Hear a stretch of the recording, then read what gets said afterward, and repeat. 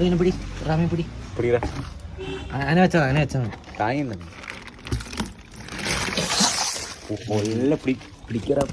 So hello guys, welcome back. ഇന്ന് ഉച്ചയ്ക്ക് അറിയാണ്ട് കണ്ണടഞ്ഞു പോയ ഗൈസ്. പിന്നെ എണിച്ച് നോക്കണ്ട് വൈകുന്നേരം 5 മണി ആയിക്കണു. ബട്ട് ഇന്നത്തെ പണി ഇന്നൊക്കെയാണ് ചെയ്യണം വേണ്ടി ഞാൻ എൻ്റെ ബൈക്ക് എടുത്ത് നേരെ വിട്ട് പെട്രോൾ പമ്പിക്ക് എന്തിനാ ഓയിൽ മാറ്റാനേ. എന്നിട്ട് പഴയ ഓയിലൊക്കെ വലിച്ചിട്ട് പുതിയ ഓയിലൊക്കെ കയറ്റിയിട്ട് നമ്മൾ നേരെ പാലക്കാടിക്ക് വിട്ടു.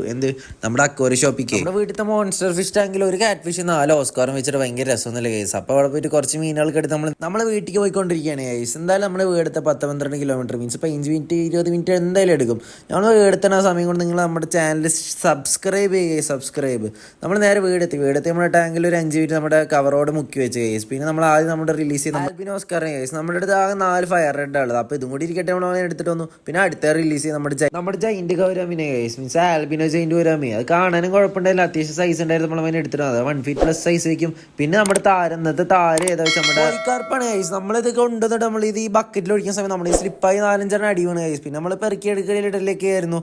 പിന്നെ നമ്മൾ ഈ മോൺസ്റ്റർ ഫിഷ് ടാങ്ക് ഉണ്ടാക്കുന്ന വീഡിയോ നമ്മുടെ യൂട്യൂബ് ചാനലിൽ ഫുൾ വീഡിയോ ഇട്ടിട്ടുണ്ട്. വലിയ വീഡിയോ കേസ്. അപ്പോൾ ഷോർട്സിലൊന്നും ഇൻക്ലൂഡ് ആക്കാൻ പറ്റാത്തതുകൊണ്ട് നമ്മൾ ഇടാണ്ടിരുന്നത്. അപ്പോൾ നിങ്ങളെല്ലാവരും അത് കയറി കാണുന്നു പ്രതീക്ഷിക്കണു ഗൈസ്. പിന്നെ നമ്മളിതപ്പോൾ ഈ കോഴിക്കാർപ്പിനെ കിട്ടും. അവർക്കിപ്പോൾ ഹെൽത്തിയാണ് ഗൈസ്, വേറെ പ്രശ്നങ്ങളൊന്നും ഇല്ല.